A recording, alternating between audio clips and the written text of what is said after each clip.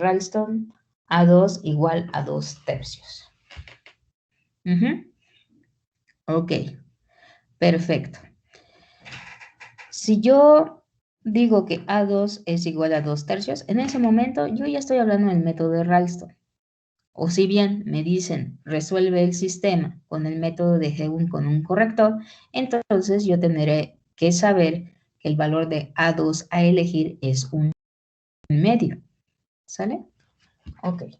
Vamos a ver cómo se usa. Lo que vamos a hacer es técnicamente replicar los mismos pasos que nosotros hacíamos en el método de Euler. ¿Qué es lo que va a cambiar? Bueno, lo único que va a cambiar, ¿sí? Va a ser cómo se define la ecuación recursiva, pero los pasos son idénticos, ¿sale? Solamente es otra alternativa, ¿ok? Bueno, dice, resuelve el siguiente problema de valor inicial aplicando el método de Runge-Kutta de orden 2. No nos dicen cuál, lo podemos elegir. Dice, usa un tamaño de paso h igual a 0.25 para integrar sobre 0,1. Y la ecuación diferencial a resolver es derivada de y con respecto de x igual a 1 más 4x por raíz cuadrada de y. ¿Sí? Y tiene que estar sujeta a y0 de 1. ¿Ok? Muy bien. De acuerdo a lo que hacíamos en la clase anterior, lo primero que hay que definir es nuestro campo de pendientes. ¿Sí? F minúscula arroba x, y. 1 más 4 por x multiplicado por la raíz cuadrada de y. ¿Sí? Después tengo que dar mis condiciones iniciales. X1 es el punto donde la condición inicial está dada. En este caso es 0.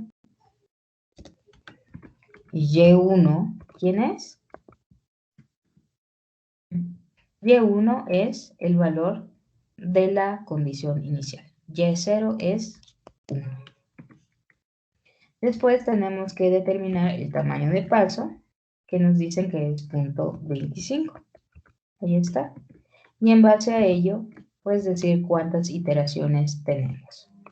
Las iteraciones entonces serían la longitud del intervalo entre el tamaño de paso h. ¿Sale? Muy bien. Después de esto, yo tendría que comenzar a ciclar. ¿Sí? Tendría que empezar a utilizar mi ecuación recursiva.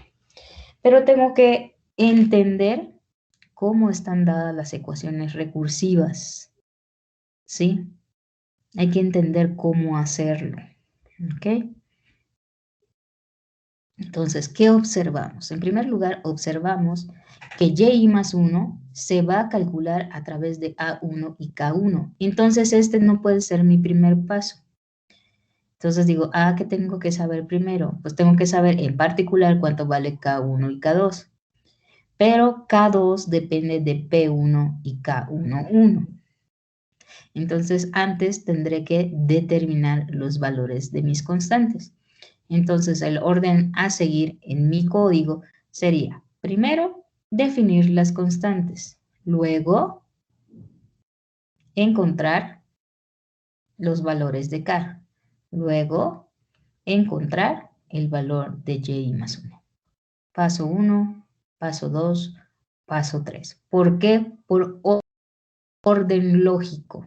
¿Sí? Entonces, comenzamos. A2 es lo que va a definir al resto de las constantes. En este caso, como a mí no me dijeron qué método tenía que usar exactamente, pues puedo elegir cualquiera. En particular, puedo elegir el de Ralston. Entonces, puedo decir A2 es igual a 2/3. En base a esto, pues A1 sería 1 menos A2. P1 sería igual a 1 sobre 2 por A2, ¿verdad? Y finalmente Q1 1, 1, pues sería también 1 sobre 2A2. Notemos que aquí puedo decir Q1, 1 es igual a P1, ¿sí? Pero luego me empiezan a preguntar por qué. Así que mejor se los pongo así. Porque es un despeje directo de esto, ¿sale? Ok, ahí está. Ya que definimos nuestras constantes, ahora sí, ¿cuál es el ciclo for? For va a ir de 1 hasta n, y primero tengo que decir cómo voy a ir obteniendo los puntos donde voy a calcular la estimación del valor de la solución de la ecuación diferencial. Ese es el punto xy más 1 dado como xy más el tamaño de paso. ¿Sí? Después, ¿qué tengo que hacer? Tengo que definir mis valores de k. Tengo k1, que es igual al campo de pendientes evaluado en xy, y. Se acabó, ¿no? Es todo lo que tengo que hacer. Después, tengo que definir, pues, K2. K2 solamente lo tengo que copiar evaluando en los puntos adecuados, ¿no? Entonces, K2 es f de xy más P1 por h, ¿vale? Y la componente de y es y más q11 por h. Finalmente, y más 1 es igual a y más A1 por K1 más A2 por K2. Y todo esto, pues lo tengo que multiplicar por ¿quién? Tengo que multiplicar por H. ¿Sí? Voy a poner aquí adelante. H. Okay. Y listo. Ya está. Y escribimos las ecuaciones recursivas. Aclaro una cosa. Es muy fácil que el estudiante menosprecie lo que está viendo en clase. Es muy fácil que el alumno diga, no estamos haciendo nada. ¿No? Lo he escuchado muchas veces. Eso pasa porque no son observadores. Vamos a ver por qué. Algunos estudiantes no son observadores. ¿Okay? Observen ustedes K2 y vean que K2 es la función del campo de pendientes evaluada en K1, que a su vez es el campo de pendientes evaluado en X y Y. Y luego, es la implementación para Y más 1 la que utiliza ambos valores de K, K1 y K2. Lo que podemos observar, muchachos, es que aquí estamos realizando evaluaciones anidadas del campo de pendientes. Para decirlo de alguna manera más conocida para ustedes, estamos realizando composiciones de orden 2 para K2, ¿no? O sea, estamos evaluando la función en la función, ¿sale? Si ustedes tuvieran un curso donde nosotros les decimos, ok, háganlo a mano, no vamos a usar software, que hay cursos así, ¿sale? No vamos a usar software, ustedes háganlo a mano. La cantidad de cálculos que tendrían que hacer sería enorme. Y hay profesores que dan ese tipo de cursos y está bien, se vale. ¿Ok? Entonces yo lo comento, porque luego, como estamos trabajando con el MATLAB que nos brinda la institución, pues simplemente decimos, oh, no tiene ningún chiste, solamente estamos iterando. No, estamos yendo mucho más allá, ¿sí? Estamos buscando resolver el problema que tiene Euler con la propagación del error. Y Runge-Kutta propone evaluar la función no solamente en el punto X y Y como lo hacía Euler, sino hacerlo en más puntos tomando en cuenta pasos anteriores, ¿sale? Entonces, esto es exorbitante, numéricamente es muy complejo, ¿sale? Okay. Nos debe quedar muy claro. Si no, un curso más, un semestre más. Y no es el caso, no es lo que se busca aquí, ¿ok? Muy bien. Entonces, listo. ¿Qué tengo que hacer ahora? Perdón, ahora, pues tengo que definir mi tabla para presentar mis resultados, ¿no? Ahí está. Y pues en este caso, pues podemos apreciar la gráfica, ¿no? Con X, Y, y pues no sé, unos puntitos en azul, con su malla. Vamos a correr y vamos a ver si estamos bien. Si no lo estamos, pues hay que corregir. Dice A, no sabe quién es A, porque no es A, es A2, ¿ok?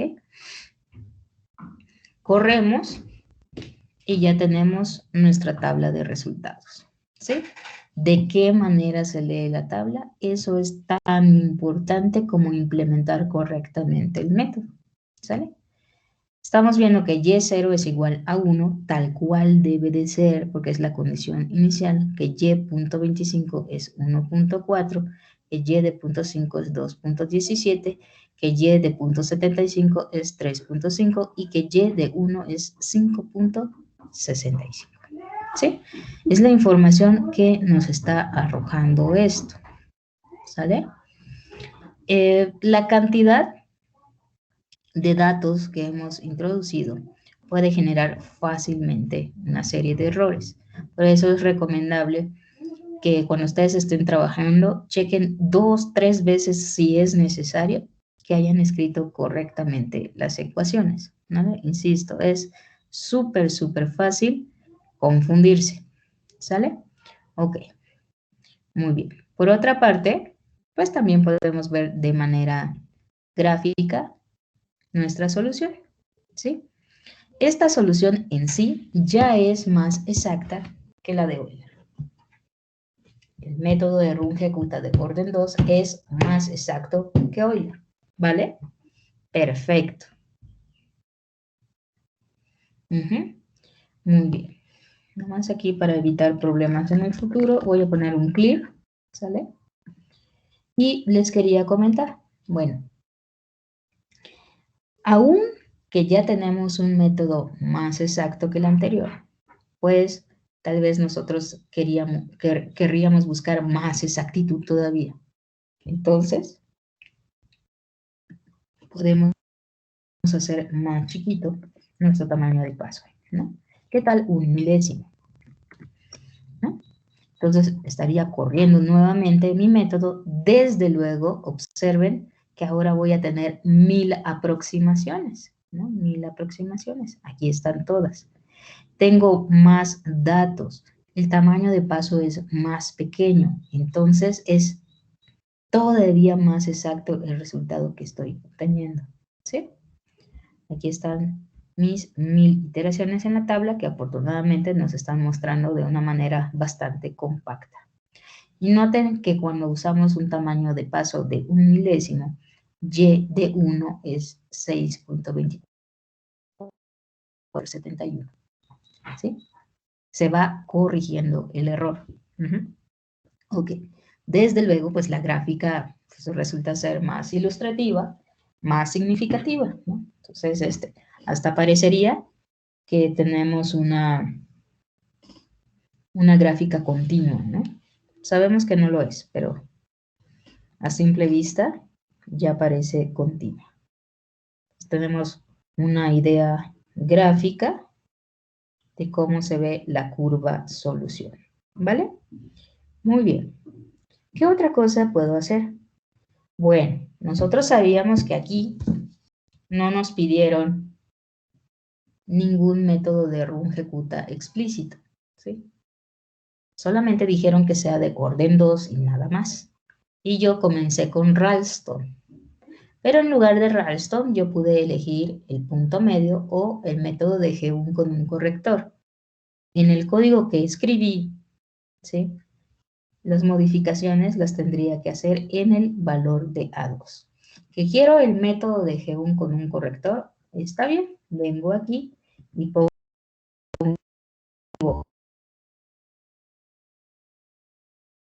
único cambio que por la forma en que implementé el método, ¿no? Vuelvo a correr, mi tabla cambia. Podría cambiar poco, pero sí cambia. Por ejemplo, Y de 1 es 6.2471 en formato corto. Formato largo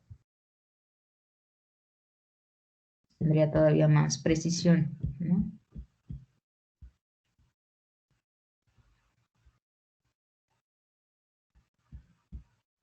Por ejemplo, vemos que Y1 sería 6.2471, 33, 51, 12, 59, 370 en particular, ¿no?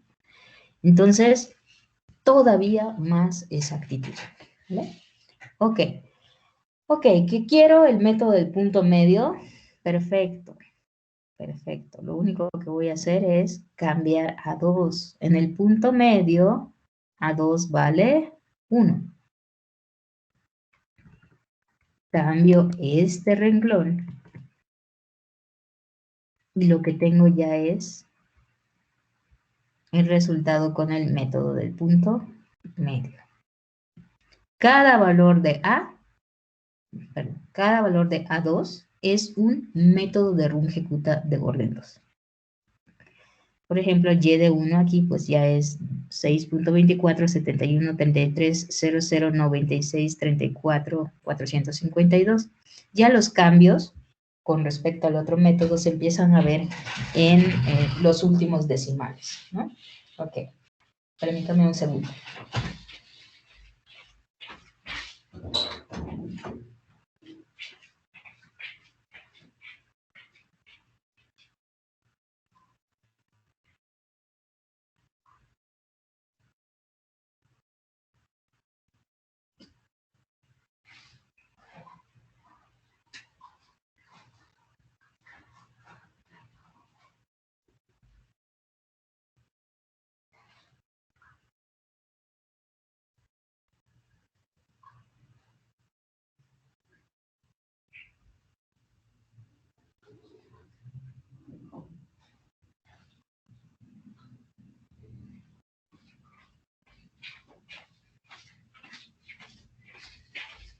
Muy bien, chicos.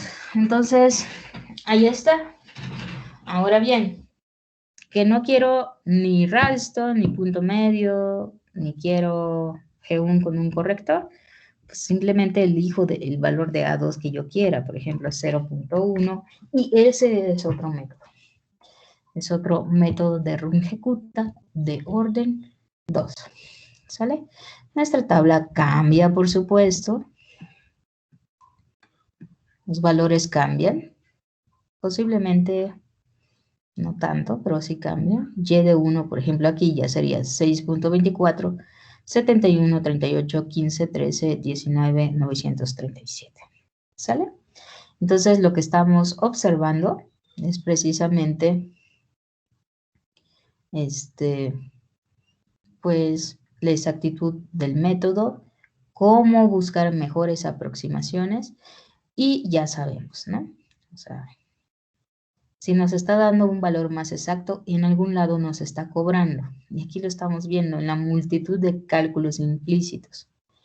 Si nosotros queremos mejores resultados, ¿sí? Si nosotros queremos mejores resultados, lo mejor es usar un método de Runge-Kutta de orden lo más alto posible, ¿sí? Y también usar un tamaño de paso lo más pequeño posible, ¿sale? Ok.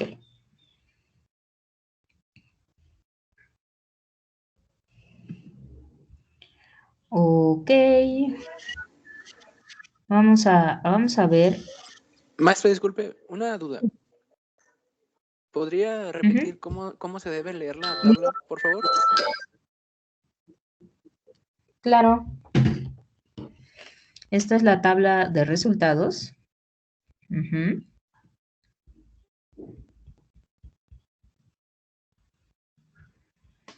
Y por ejemplo, vamos a ver, la solución en el punto X igual a 0.4880 es 2.196389, junto con todos estos decimales, ¿verdad? La solución numérica de la ecuación diferencial en y.5880 es 2.6881526. Por ejemplo, también tenemos la solución numérica de la ecuación diferencial en punto 9270 es 5.3932. ¿Sale? Y eso es válido para cada valor de X que hayamos obtenido. La primera columna son los valores de X, la segunda columna son los valores numéricos de la solución. ¿Sale? ¿Sí quedó? Sí, maestra, gracias. Ok, perfecto. Maestra, otra duda. Ujú. ¿Este método también se puede aplicar a ecuaciones de segundo orden o solo de primero? Sí, sí se puede. Justamente para allá vamos. ¿Ok? Ok, gracias. Muy bien. Bueno, algo que vimos en el caso de Euler fue precisamente que primero que nada la ecuación recursiva se podía escribir de manera vectorial. Y al escribir esa ecuación recursiva de manera vectorial, pudimos resolver sistemas de ecuaciones diferenciales. En particular, planteamos un ejemplo donde nos pedían resolver una ecuación de segundo orden, ¿no? Una ecuación de segundo orden, y yo les dije, este es un problema disfrazado. Bueno, existe una forma de cambiar las variables que no compete a métodos numéricos, sino a ecuaciones diferenciales, ¿sí? Existe un modo de hacer un cambio de variables que nos permitía convertir una ecuación de orden superior a un sistema de ecuaciones lineales, ¿ok? Entonces, ya con eso, pues extendimos el uso del método de Euler. En el método de Runge-Kutta de orden 2 sucede exactamente lo mismo, ¿no? En realidad, lo único que tenemos que hacer es aprender a resolver sistemas de ecuaciones diferenciales. Una vez que aprendemos a hacer eso, el caso de las ecuaciones de orden superior estaría cubierto, ¿sale? Entonces voy a centrarme precisamente en la resolución de sistemas de ecuaciones por el método de Runge-Kutta de orden 2, ¿vale? Ok. Primero que nada, necesitamos un sistema de ecuaciones diferenciales ordinarios de una forma muy precisa, ¿sí? Tiene que estar despejada la derivada de cada función incógnita, ¿sí? Tiene que estar despejada la derivada. Y esa derivada debe estar igualada a un campo de pendientes. Entonces debe tener la forma y1' igual a f1x, y1, y2 hasta yn. y2' igual a f de 2x, y1, y2 hasta yn. Y así sucesivamente hasta llegar a y' de n, f de n, x, y1, y2 hasta yn. ¿Sale? Ok. Este sistema debe de encontrarse sujeto a una serie de condiciones. ¿Qué condiciones? Para cada función incógnita, ¿sí? Para cada función solución, debe haber una condición inicial. Una condición inicial para y1, para y2, para yn. Habiendo establecido la forma que tiene que tener el sistema de ecuaciones diferenciales, ¿sí? Pues podemos escribirlo simplemente como y' igual a f mayúscula x, y de x0 igual a y sub 0, ¿sí? Es una manera muy compacta, pero hay que recordar quién es cada quien. Y', pues, será precisamente el vector con las derivadas de las y. Y, pues, es el vector de las y. F mayúscula ya no es más un campo escalar. Ya no es un campo escalar, es un campo vectorial, ¿sí? Entonces, cuando yo digo campo de pendientes, ahora sí me refiero a un campo vectorial. ¿Y cómo se va a formar? Pues va a ser aquel vector que contiene en cada una de sus componentes a las f's, F1, F2 hasta Fn. Y finalmente, pues la condición inicial se va a escribir en forma de vector y en cada una de sus entradas voy a escribir las condiciones iniciales para cada y. Condición inicial para y1, condición inicial para y2 y así hasta llegar a la condición inicial para yn. ¿Sale?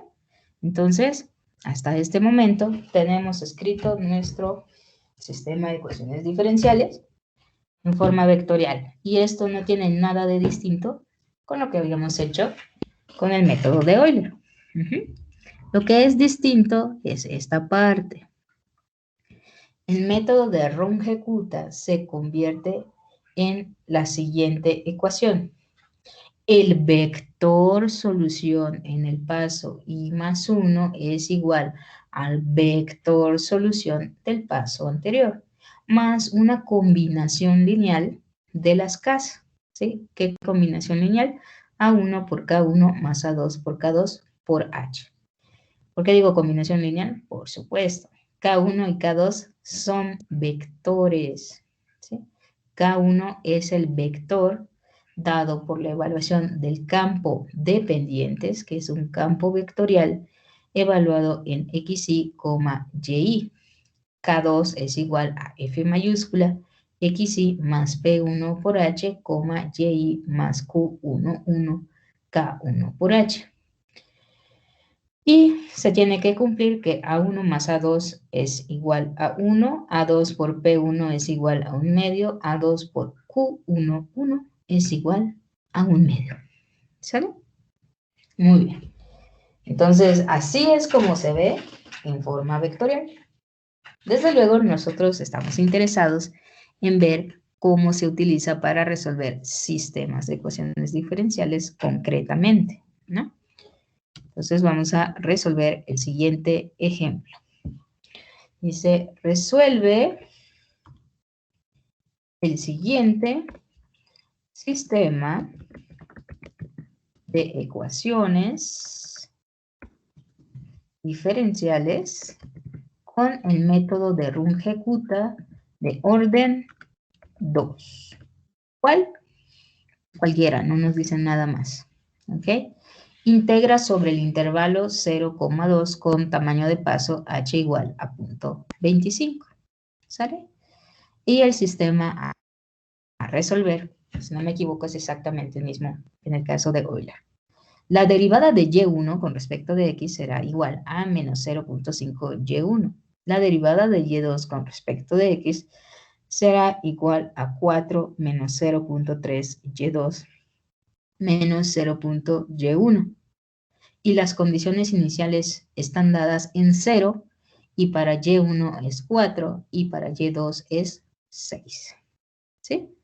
Si nosotros escribimos este sistema de manera vectorial, pues tenemos la forma y1', y2' igual al vector menos 5.y1, 4 menos 0.3 y2 menos 0.y1. ¿Sí? Eso es escribirlo en forma vectorial. ¿Sí? Solamente ponerlo entre paréntesis técnicamente, ¿no? Ok. ¿A qué está sujeto? Pues a las condiciones iniciales 4,6. ¿Cómo que no? Ok. Perfecto. ¿Qué tenemos que hacer? Pues lo mismo que hemos hecho anteriormente. Solamente que hay que recordar. Ahora ya no tengo un campo escalar. Tengo un campo vectorial de pendientes. Y X sigue siendo un escalar, pero Y se convirtió en un vector. ¿Sí?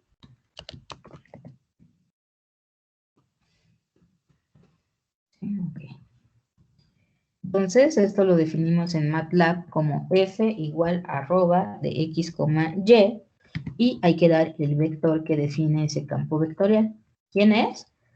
Pues es menos 0.5 multiplicado por la primera componente de y, punto y coma para cambiar de renglón, 4 menos 0.3 multiplicado por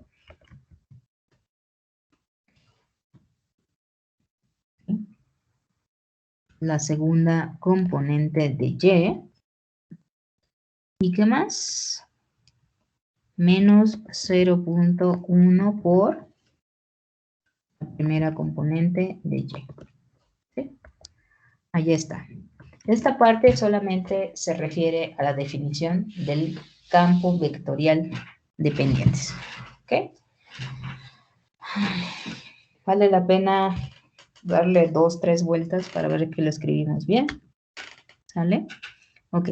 Después de que tenemos esto, lo que hay que definir, pues, son evidentemente nuestras condiciones iniciales. ¿Dónde está dada la condición inicial? Pues en x1 igual a 0. ¿Va? Allá está, chicos.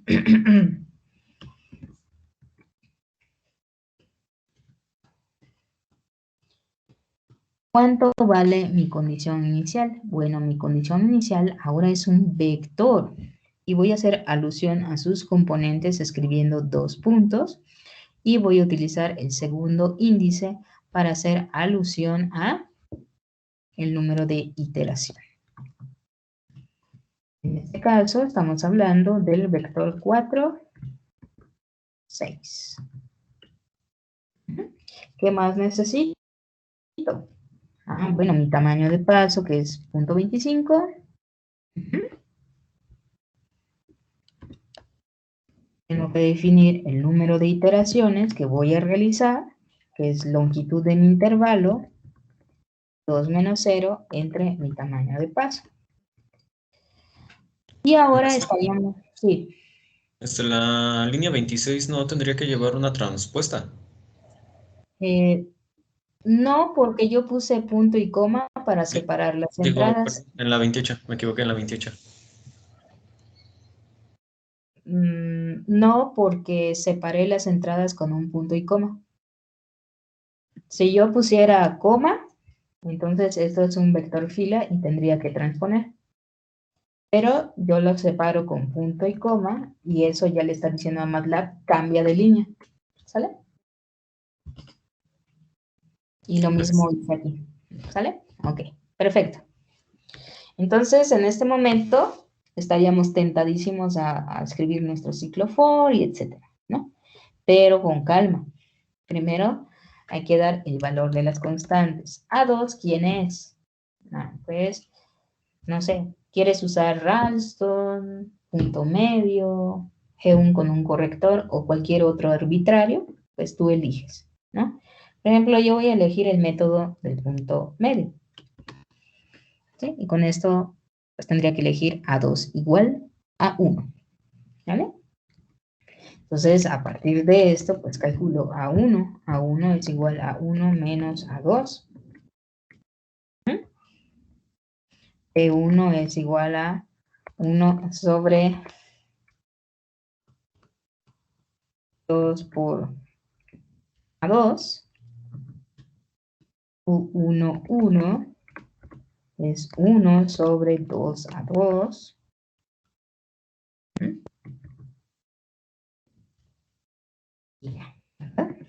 Listo. Ahora sí, ya puedo comenzar con mis ecuaciones iterativas. Así que voy a iterar n veces. Y primero tengo que definir el punto donde quiero resolver la ecuación diferencial de manera numérica. En el punto xy más 1. Que ¿cómo lo calculo? Como el punto anterior donde resolví más h. ¿Sale? En realidad, esto nos va a servir hasta la siguiente iteración. No ahorita, hasta la siguiente. Pero hay que escribirlo ahora. ¿Sale? Ok. Después tengo que decir cuánto vale K1. K1 pues es igual a F mayúscula XY, coma, mi vector Y. Y hay que llamar a sus componentes y hay que llamar al número de iteración. ¿Sale? Después calculo K2. ¿Y cómo se calcula K2? Ah, pues también es F mayúscula. Solamente que la voy a evaluar en otro punto. ¿Cuál? En X1 más P1 por H. ¿Vale? Ok. Y en el caso de Y, en la segunda entrada, pues tengo que escribir ahora Y de I más K1 por H. Aquí está presente mi anidación, ¿no? Noten, aquí estoy hablando de K1, pero K1 es una evaluación de un campo vectorial, ¿sí? Entonces, estos cálculos son tremendos, ¿no? Entonces, ok, K1 ya está definida, K2 es igual a F de XY más P1 por H, coma, Y de I más K1 por H por Q1, 1, ¿no? Ok, perfecto. Ahí estamos. Ya tenemos K1, ya tenemos K2. Ahora sí, puedo decir cuál es mi aproximación numérica para la solución. ¿Va?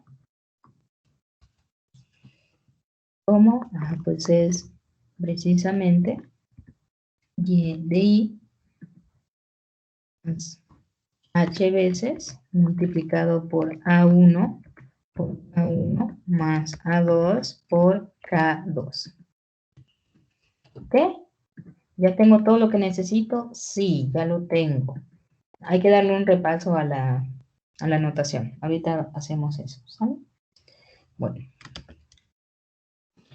Desde luego, vale la pena ponerle un nombre a la tabla donde vamos a acomodar nuestros resultados. ¿Sí?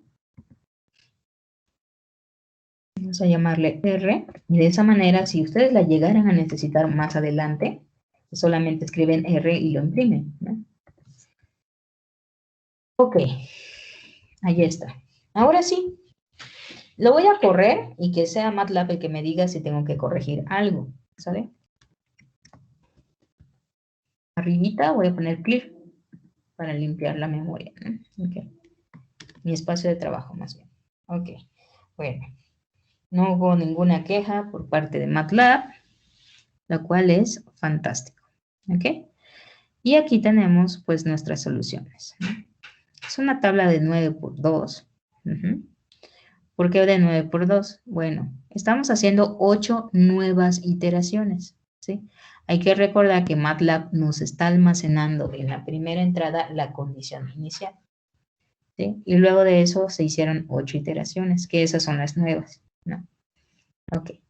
Luego, aquí MATLAB dice que tenemos una tabla de 9 por 2, pero vemos como 3 columnas, ¿no?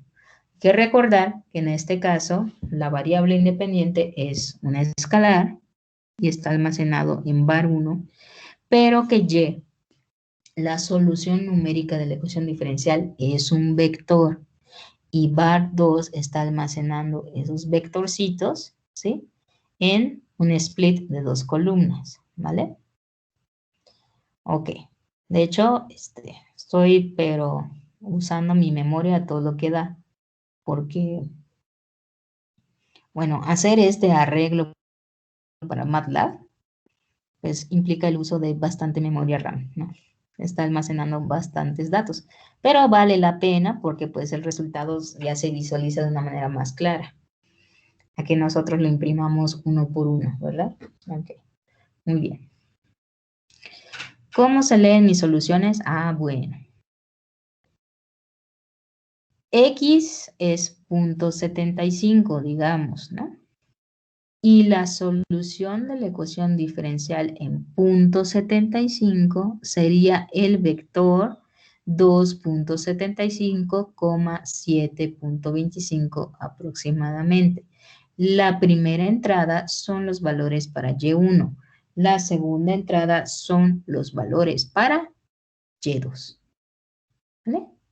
Entonces hay que tenerlo presente, no solamente implementar, también hay que leerlo correctamente. ¿Va que va?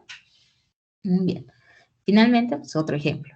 Y, la solución de la ecuación diferencial en 2, numéricamente está dada por 1.475732, 8.94, 945908. Y muchísimos más decimales que aparecen al final, ¿no? Ok, muy bien. Entonces, este es el método. Si se dan cuenta, muchachos, lo único que realmente cambió en este pequeño algoritmo, si le podemos llamar así, comparado con el que escribimos previamente, ¿sí? Aquí, ¿sí? Solamente cambia en la Y. Lo único que se definió diferente es la Y, ¿sí? Y por supuesto, pues recordar que el campo de pendientes es un campo vectorial, ¿no? Ok, entonces aquí tenemos una Y minúscula y solamente tiene un índice. Mientras que aquí pues tenemos exactamente la misma estructura que hace un momento, solamente que la Y tiene dos índices, porque los fui almacenando en un arreglo, en una matriz, ¿no? Eso es realmente lo único que cambia en el método. Ese tipo de cosas hay que aprender a identificarlas, ¿sí? Hay que recordar, este curso no es solo de pedalearle al método que puso la maestra en clase. Vamos más allá. Nosotros queremos ver si son capaces de usar su razonamiento lógico, matemático y lógico computacional para comprender métodos e implementarlos por cuenta propia, ¿sí? Entonces, aquí está el método, entonces estudienlo, analícenlo, eso les va a abrir la visión para poder trabajar en el futuro. No es que vayan a usar exactamente las mismas ideas, pero cada vez que aprenden algo nuevo, ¿sí? Eso se va a su bolsita de herramientas, ¿no? Entonces es un camino que se sigue como en todo tipo de conocimiento. O sea, yo estudié 10 años matemáticas y créeme que nada fue igual que la vez anterior. Pero todo lo que viene al camino me enseñó algo. Eso es lo que hay que tener presentes. Ok, muy bien. Antes de que pase a otra cosa. Alguien preguntaba que qué onda con las gráficas cuando yo estoy hablando de sistemas de ecuaciones diferenciales. Ok, yo no hago gráficas aquí porque primero el estudio del significado no me compete, a mí le compete al curso de ecuaciones diferenciales, 1. Y 2, porque aunque yo les ponga las gráficas, cuando yo les digo, muchachos, voy a poner la gráfica, pero dense cuenta que en este caso todavía puedo ponerla porque mi respuesta está en R3. Pero si yo tuviera más variables, yo ya no podría graficar, ¿no? Si acaso podría haber una curva de nivel, si acaso, ¿sí? Pero en Y4 pues ya no puedo ver nada, ¿no? ¿Ok? Entonces, perdón, en R4 yo ya no puedo ver nada. Entonces, me dicen, sí, maestra, está bien, de todos modos queremos ver la gráfica. Les muestro la gráfica y de verdad, luego me viene la pregunta de, maestra, ¿y si tengo 5 variables? Gráfico igual, ¿no? Entonces, dense cuenta que esa pregunta ya no cabe, ¿no? O sea, ¿cómo vas a graficar en R5? ¿No? Entonces, bueno. Sin embargo, pues, todos tienen derecho a aprender, ¿verdad? Entonces voy a escribirlo aquí. Hay varias alternativas para graficar, ¿sí? Primero es hacer una gráfica en 3D con los puntitos discretos que acabo de obtener. Para eso solamente tendría que escribir plot 3, ¿vale? Plot 3. Y después tendría que poner X y los valores de Y1, todos los valores de Y1 y luego todos los valores de Y2 es decir, todas las segundas componentes que obtuve en el camino. Bueno, lo voy a dejar así, lo voy a graficar en un grid. Y ya está. ¿Qué aprecian? Bueno, yo no aprecio casi nada. Solamente estoy viendo que el cambio que se está obteniendo entre un punto y otro punto es técnicamente lineal, ¿no? Pues ni siquiera es una buena gráfica porque tengo poquitos puntitos, ¿no? Bueno, pues tal vez tendría sentido, pues si cambio mi tamaño de paso, no sé, así, ¿no? A ver si puedo echarle ojo. Vamos. Ok, aquí está. Un poquito más extenso, es una aproximación local, al menos ya me doy cuenta que no es continuo lo que tengo. Bueno, desde luego es una gráfica.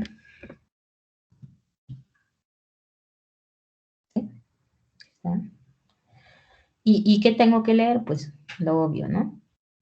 La solución en 0 vale 4,6. La solución, por ejemplo, en 2 vale, ¿por dónde está? Aquí está, ¿no? Aquí. Vale 1.75,8.7 aproximadamente. 11 en punto. Entonces es lo que realmente podemos leer, ¿no? Y de 1 más o menos cuánto vale, pues tengo que checar aquí en la gráfica. Y pues, pues y de 1 es como 2.6,6.8, ¿sí? Eso es lo que se lee. Esta gráfica no es la más usada en el estudio de sistemas de ecuaciones diferenciales. Hay otra gráfica que se conoce como el plano fase. Y nuevamente solamente tiene sentido si yo tengo dos variables dependientes, y1 y y2. ¿Sale? Ese plano fase ignora a la x y solamente se centra en estudiar y1 y y2, cómo interactúan. ¿Sale? Entonces, este es el plano fase. Es un plano, tal cual, ¿no? Ahí está. ¿Sí? Esto nos habla, dice, cómo se comporta Y1 con respecto a Y2. ¿Sí? Es otra información que podemos tener. ¿Sale? Y respecto a esto, hay una teoría muy, muy rica, ¿sí? Pero está dada en base a ecuaciones diferenciales en el modo analítico. Allá aparecen conceptos muy interesantes como son el de atractor y retractor, o repulsor más bien, ¿sí? Y son puntos donde bien la solución se va acumulando o bien se va alejando. ¿Sale? En este caso pues no tenemos ni siquiera un repulsor, ni siquiera un atractor, ¿no? Okay. Bueno, son gráficas que podrían ser interesantes en cursos más avanzados, ¿no? Ok. Otro tipo de plano que me podría interesar, pues es graficar por separado mis soluciones, ¿no?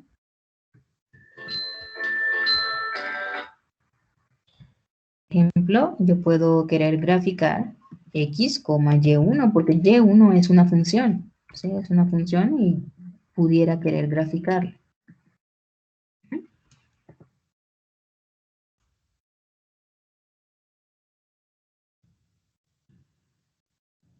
Puedo graficar XY1 y también podría querer graficar XY2. Sí, lo que estamos aquí es graficando las soluciones por separado.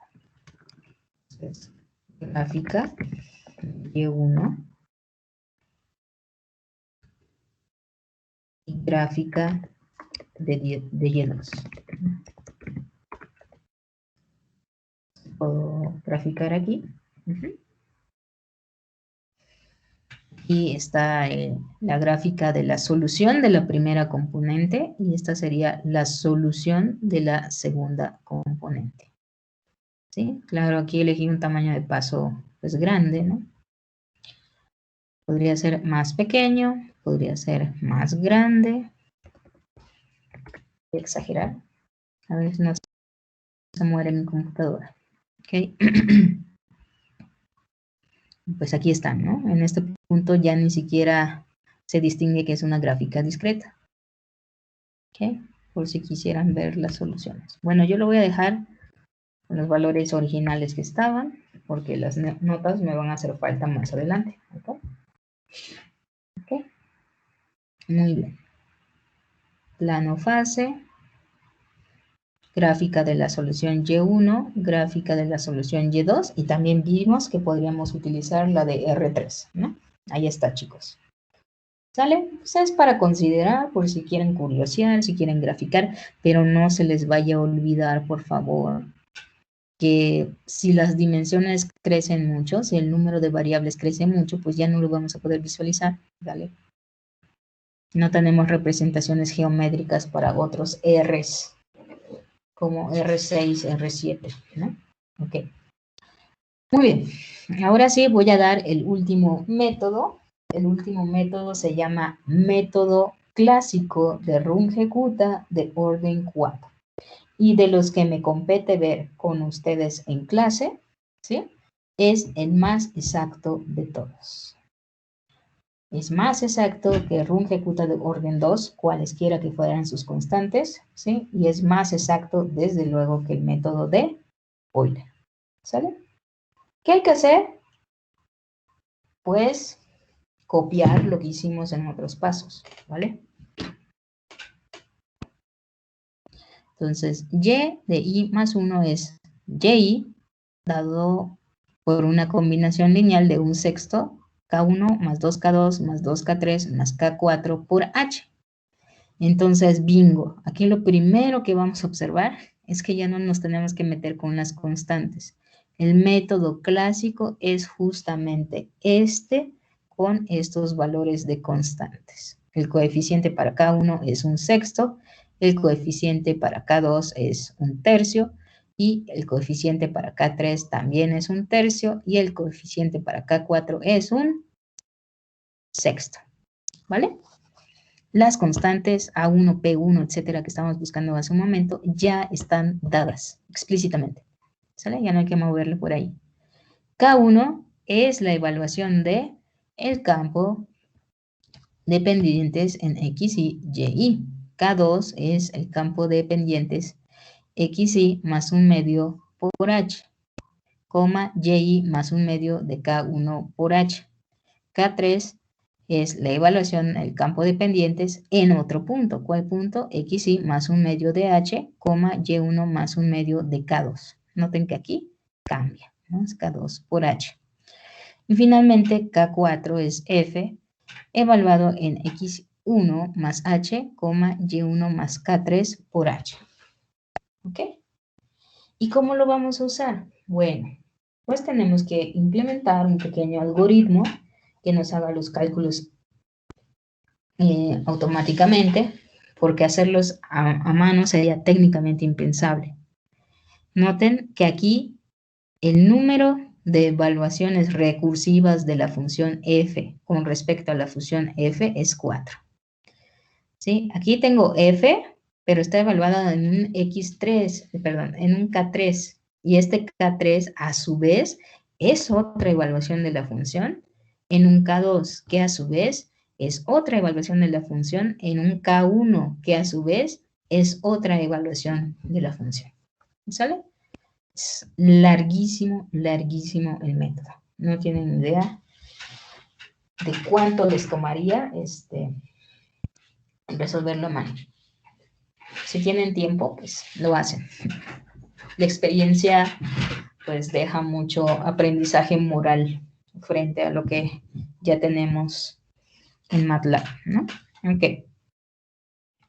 Bueno, a estas alturas ya es técnicamente aburrido. Empieza a ser aburrido tener que implementar un método para resolución de ecuaciones. Así que les voy a preguntar a ustedes qué es lo que tengo que hacer. Primero, ¿qué tengo que elegir o qué tengo que definir? Es pregunta para ustedes. Primer paso. De definir el campo de pendientes. Exactamente. F es igual a arroba de X, Y. Esto es 1 más 4 por X multiplicado por la raíz cuadrada de Y. Listo. Siguiente paso, otra persona que me diga, por favor.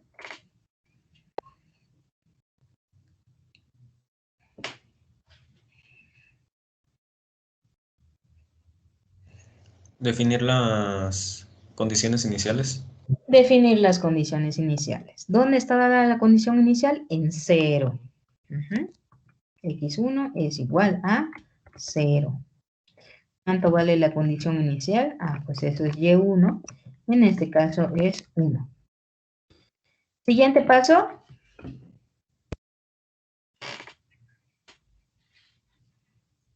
Otra persona. Una chica.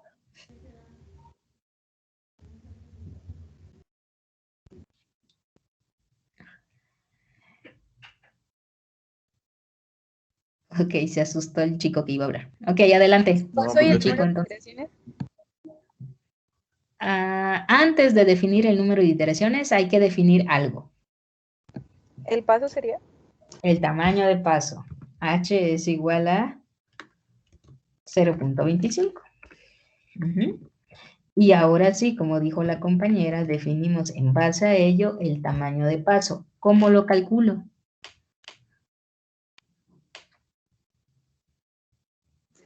B menos A sobre H.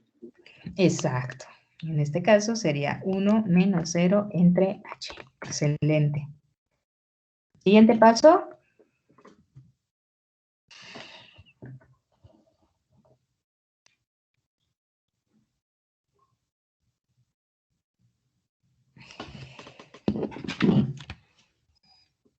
Definir A, P y Q. Pero este es el método de Runge-Kutta del orden 4. Entonces, A, P y Q ya vienen implícitas en la ecuación. ¿Sale? Entonces, nos podemos pasar directamente al siguiente paso, que sería...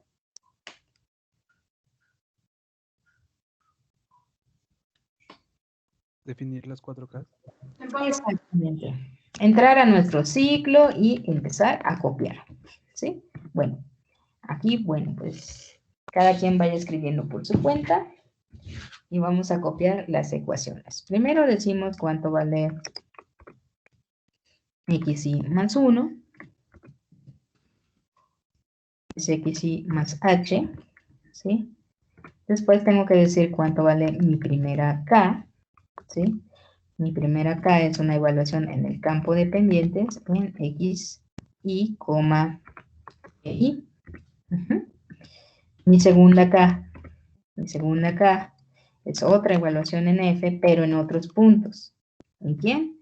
En xy más un medio, si no me equivoco, por h. ¿Sí? Y en la segunda entrada, pues es y también más un medio por k1 por h. ¿No? Un medio, 0.5. Ok, ya vamos avanzando. K3. Pues K3 es F, mi campo de pendientes evaluado en otro punto. ¿Qué punto? En XY más 0.5 por H, Y más 0.5 por K2 por H. Eso hay que revisarlo, desde luego que hay que regresar a revisar. Luego K4. K4 es F de XY más H. Y finalmente, Y más K3 por H. Es el anidamiento. Y ahora sí, ¿cuál es la estimación? No olvidemos la estimación es Y más 1, que sería una combinación lineal. ¿De quién? de la aproximación anterior multiplicado por un h, que en este caso está multiplicado por un sexto, y adentro de paréntesis tenemos K1 más 2K2 más 2 por K3 más K4. ¿Ok? Ahí está. Listo. Lo que sigue simplemente es presentar nuestros resultados de manera decente.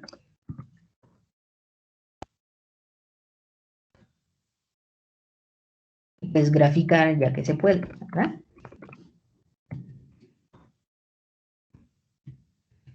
Blue.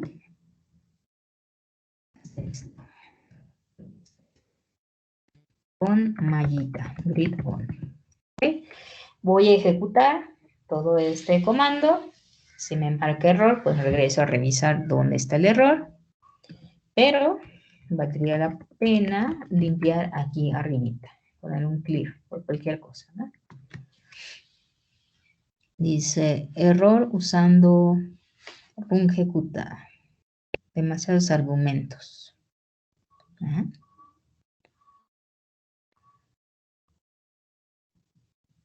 Demasiados argumentos. Too many input arguments. Me está llamando otra cosa.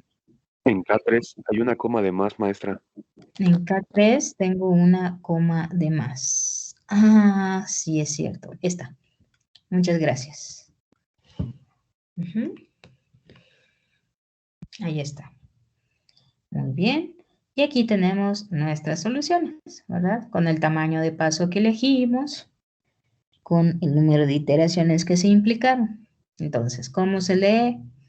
Y evaluado en 0 es 1, Y evaluado en punto 25 es aproximadamente 1.41, Y evaluado en punto 5 es aproximadamente 2.24, Y evaluado en punto 75 es 3.75. Y evaluado en 1 es 6.24. ¿Sale? Ahí está. Bueno, y nuestra gráfica, pues, luce muy parecida a las gráficas que hemos obtenido anteriormente, ¿sí? Obviamente con el tamaño de paso elegido, pero la forma es muy, muy parecida. ¿Sale? Entonces, a este nivel ya debemos así como tener muy claro cuál es la secuencia de pasos a seguir, ¿no? Desde luego, RUN ejecuta de orden 4 se puede extender a la resolución de sistemas de ecuaciones diferenciales, ¿no? Y de allá viene su tarea moral, y ojalá que lo hagan porque les puede servir para el examen o les puede servir para la tarea, no sé, ¿ok? Ahora ustedes van a escribir, ¿sí?, el método numérico de RUN ejecuta clásico de orden 4 para resolver este sistema de ecuaciones lineales, que es el que resolvimos anteriormente. ¿Ok? Yo ya les mostré cómo implementar el método, ¿sí? Entonces, lo único que hay que cuidar aquí es que F minúscula ahora es un campo vectorial y que Y ahora es un vector, ¿no? Entonces, hay que cuidar eso para definir nuestro campo vectorial. X1 sigue siendo un escalar, pero Y ya no va a ser un escalar, va a ser un vector y hay que hacer alusión a sus entradas con 2 puntos, ¿sí? Al menos a este nivel. Maestra, una duda. ¿Mm? Sí, Por ejemplo, ¿no? ahorita me fijé en algunos ejercicios de la tarea Ujú. y en sí no menciona desde qué intervalo se hace. Entonces, X inicial siempre va a ser 0. Lo que puede suceder allá es que no te mencionan el intervalo, pero sí te dan la condición inicial. Entonces, más bien tienes que revisar dónde te dan la condición inicial. Cuando no te dicen nada de la condición inicial, sí es cierto, casi siempre es 0, porque por lo general están estudiando fenómenos relacionados con el tiempo. Y cuando un objeto todavía está quieto y no se le ha imprimido fuerza, pues está quieto y ese es en el tiempo cero, ¿sí? Entonces, si no te dicen absolutamente nada, sí, las condiciones iniciales serían cero, ¿ok? Muy bien. Entonces tendrían que cambiar este vectorcito, ¿sale? Dar sus tamaños de paso adecuados, su número de iteraciones adecuadas. Y ahora sí, la tarea es que dentro del ciclo for, ustedes tienen que reescribir las ecuaciones. Es decir, en cada paso donde aparece Y, ya no van a escribir Y, sino que tienen que escribir Y mayúscula, dos puntitos, coma, I. ¿Vale? Bueno, esa es su tarea moral. Es una adaptación a la forma vectorial. ¿Ok? Y como siempre, no deben olvidar lo que les enseñé en el caso de Euler. Cuando teníamos una ecuación de orden superior, yo les recordé, ayer refresqué la memoria sobre hacer un cambio de variables, ¿sí? Entonces, ese método que les mostré ahí es válido siempre. ¿Sí? Ese método, insisto, no tiene que ver con métodos numéricos. Es un método general que sirve para transcribir una ecuación de orden superior a un sistema de ecuaciones diferenciales. Claro está que la última derivada tiene que despejarse correctamente. ¿Sale? Ok. Muy bien. Entonces, bueno, ahí está su tarea moral. Era lo que les quería mostrar el día de hoy. Y sí vi el mensajito de aquí y de los compañeros que están en el chat. ¿Sí? Hay un detalle. La simulación no está programada para verse en clase. Es por eso que al alumno se le deja elegir qué es exactamente lo que quiere trabajar. El alumno elige porque es el que tiene que trabajar, ¿sí? ¿Qué pasa? Si yo explico simulación en la clase, lo que va a suceder es que su proyecto ya no se llama proyecto, sino que pasa a ser un ejercicio más como tantos, ¿no? Entonces, eso sí que nos tiene que quedar claro y esa es la parte precisamente que se les evalúa a ustedes. Estamos viendo, ok, aquí está el problema, a ver cómo lo ataca el muchacho, ¿no? También hay muchas formas de establecer un proyecto, ¿no? En este caso, el propósito de mis cursos es exponerlos a la realidad, ¿sí? Y es así como se resuelven los problemas. Híjole, ¿por dónde empiezo? Pues no sé, yo lo único que les di fue herramientas, ¿no? La primera herramienta que les di se llamó plan de trabajo, ¿sí? Entonces ustedes debieron platicar, revisar, leer un poco de qué había en la red, qué había en el internet, y en base a eso elegían su método. Si hubo casos, yo no sé si fue en este salón o fue en el otro, donde de verdad, o sea, técnicamente me copiaron el plan de trabajo que yo les puse como ejemplo y lo pegaron. ¿Es válido? Pues sí, es válido pues proponerse los mismos objetivos y el mismo método que yo establecí, sí es válido. Pero también dije, ok, el ejemplo que yo saqué para hacerles este borrador es un método algo complicado, es el método de Voronoi. Y yo saqué ese método de una tesis, ¿sí? De los objetivos generales, los objetivos específicos son alusivos a una tesis. El que quisiera afrontarlo y supiera que tiene la capacidad, etcétera, de hacerlo, o el tiempo, más que nada no es de capacidad, es de tiempo, ¿sí? Pues dije, está bien, que lo haga. Y casi no les bajé puntos por haberme plagiado mi plan, ¿no? Pero también sabía que en este segundo departamental iban a haber muchos desaires en ese sentido, ¿sí? Si nosotros no nos ordenamos para estudiar, para investigar y sobre todo para aprovechar a cada miembro del equipo, pues nos vamos a sentir perdidísimos muchas veces, ¿sale? Por eso yo les proponía que trabajaran en el sentido de seminario y que se repartieran los objetivos, ¿sí? Ok, entonces yo no puedo explicar simulación aquí porque deja de ser un proyecto y todo se va a convertir a un simple ejercicio.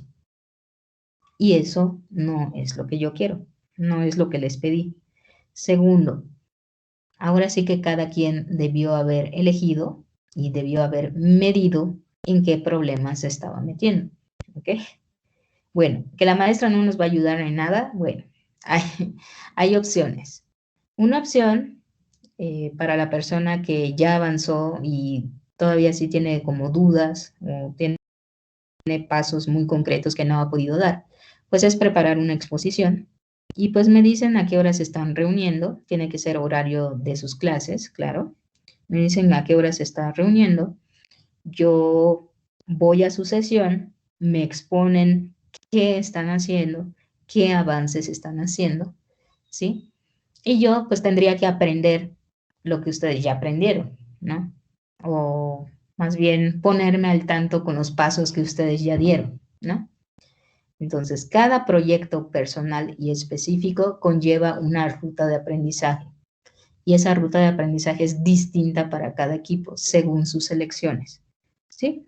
Entonces, si quieren preparar su exposición y decir, mire maestra, nosotros ya hicimos esto, estamos trabajando con tal método, lo que ya logramos fue esto, esta es nuestra implementación, pero no nos corre, o algo así, ¿sí? Entonces sí, hagan su exposición, me invitan, yo tomo nota de lo que están haciendo y ya me tocaría pues tratar de ayudarlos, ¿no? Pero es en esas condiciones, ¿sale? Sería explícitamente en esas condiciones. Ahora bien, yo tampoco soy ciega del trabajo que ustedes tienen, ¿no?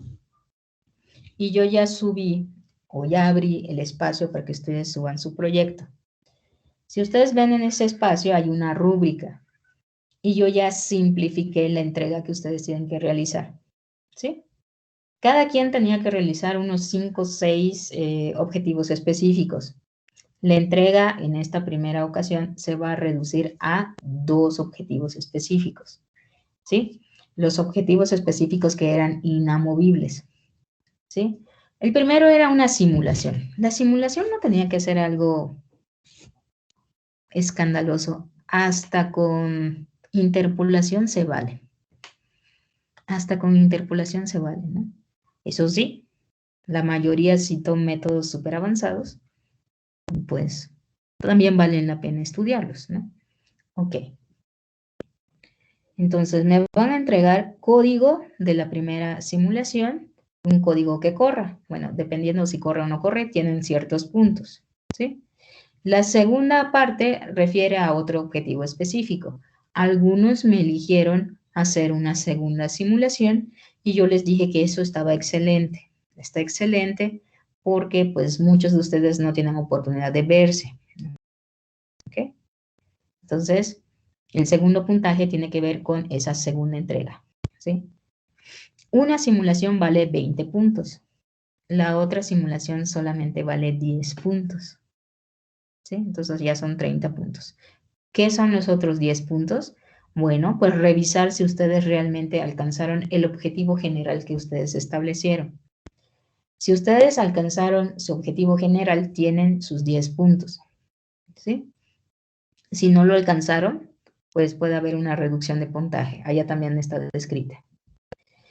Y finalmente, para los que ahorita no buscan ni su esquina porque ya descubrieron que su método es muy complicado, si ustedes requieren, lo pueden simplificar. Pueden cambiar de método, ¿sí? Por un método más simple, más sencillo, insisto, incluso puede ser interpolación, ¿sí? Y solamente haya un punto que se esté moviendo, esa es una simulación.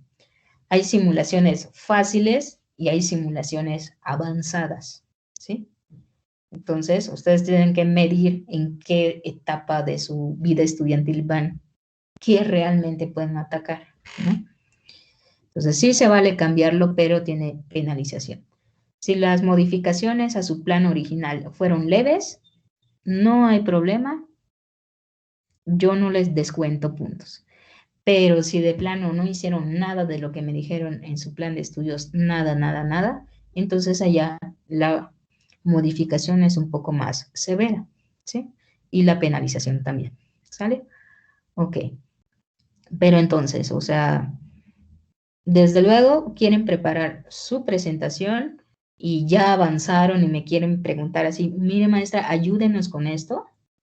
Pues yo entro a ver y digo, pues, ¿qué están estudiando? ¿Qué método están usando? Y pues ya después de que ustedes me hagan la exposición, pues yo me tomaré mi tiempo en la tarde, en la noche, no sé, y trato de ayudarlos, ¿no? O sea, trato de dar mi solución por mi propia cuenta y ya se las haría saber en otra reunión o simplemente les mando un correo dando mis sugerencias o lo que yo considero que sería lo adecuado, ¿no? O sea, tampoco es que los deje a su suerte, ¿no? Ok, entonces, sí, esas son mis razones, muchachos. Sí, yo sé que el primer departamental, todos se emocionan mucho por el proyecto, el segundo departamental quieren matar a la maestra y en el tercer departamental, si pasan, dicen no estuvo tan mal y si no pasan, me van a odiar durante toda la carrera, ¿no? Pero sí es válido que ustedes se enfrenten, lo tienen que hacer, se tienen que enfrentar. Y no puedo dar el tema de simulación porque ya no es un proyecto, se vuelve en un simple ejercicio. ¿Sí? Y ustedes tienen como asignación un proyecto que vale 40 puntos. ¿Sí? 40 puntos. Y tienen asignadas 3 horas de la semana para trabajar explícitamente en eso. No son las únicas horas que necesitan, pero al menos les di esas horas. Ok, no sé si alguien quiere preguntar algo. La clase ya terminó. ¿Alguien quiere preguntar o algo así?